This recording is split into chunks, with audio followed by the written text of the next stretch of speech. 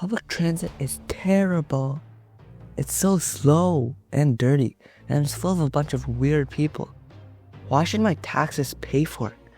And it never works. It's always late.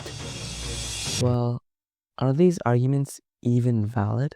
Because every time the topic of public transit comes up, these same arguments get thrown around. And while I get where they're coming from, they're mostly just wrong. So today, I'm going to talk about the top 8 arguments against public transit and completely dismantle them.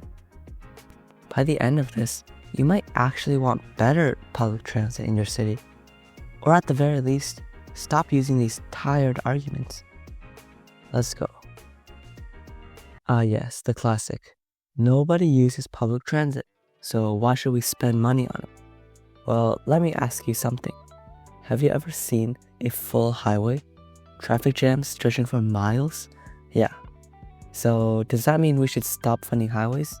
No, right? Because people obviously need them. And guess what? Millions of people use public transit every day.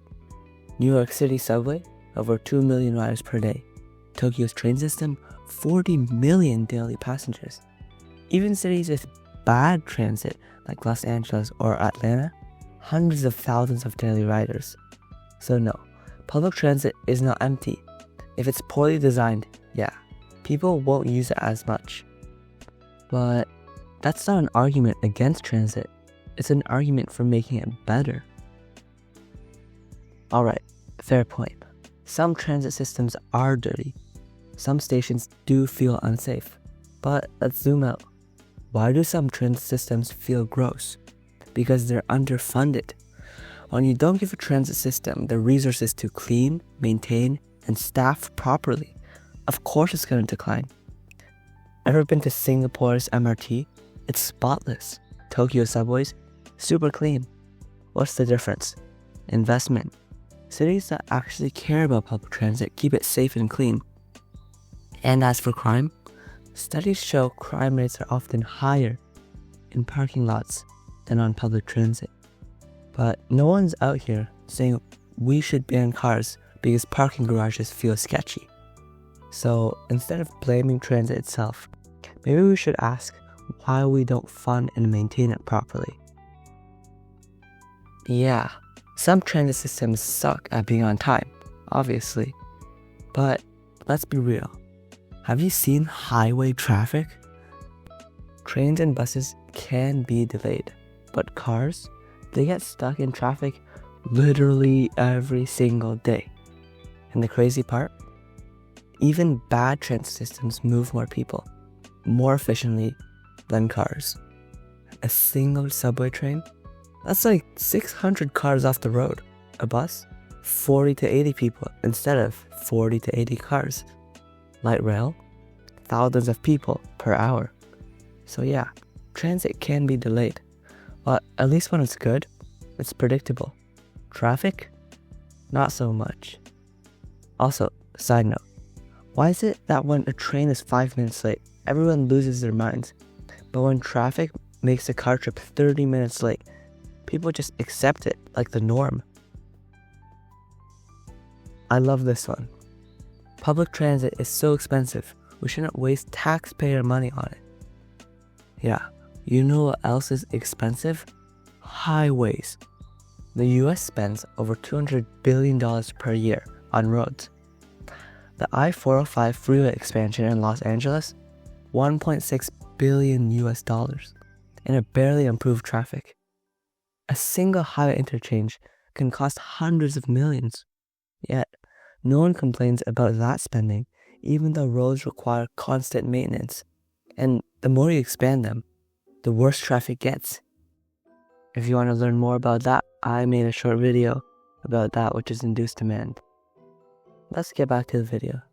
So, meanwhile, cities with great transit spend less per person on transportation overall. Because when transit works, people don't need to spend thousands a year on cars.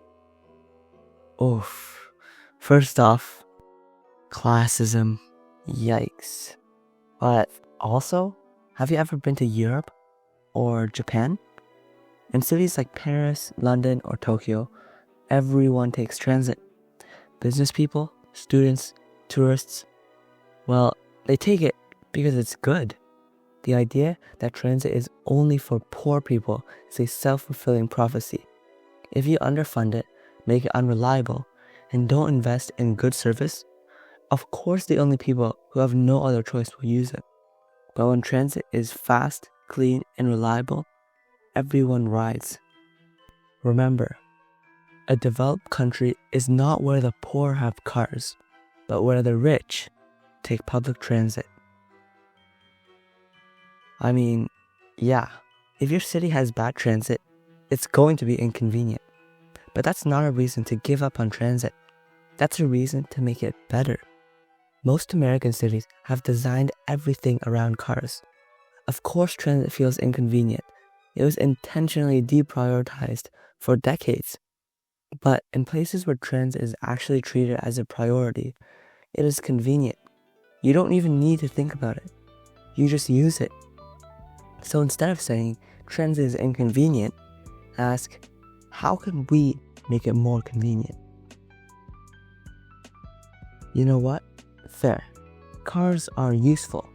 I'm not saying ban all cars. But having public transit doesn't mean you can't drive. It just means not everyone is forced to drive. Even in car-friendly cities, better transit means less congestion for people who do drive. So even if you never take transit, you should still want it, because the more people take the train or bus, the less traffic you deal with. It's a win-win. We already know that the only solution to car traffic is viable alternatives to driving, such as public transit. This is a big one.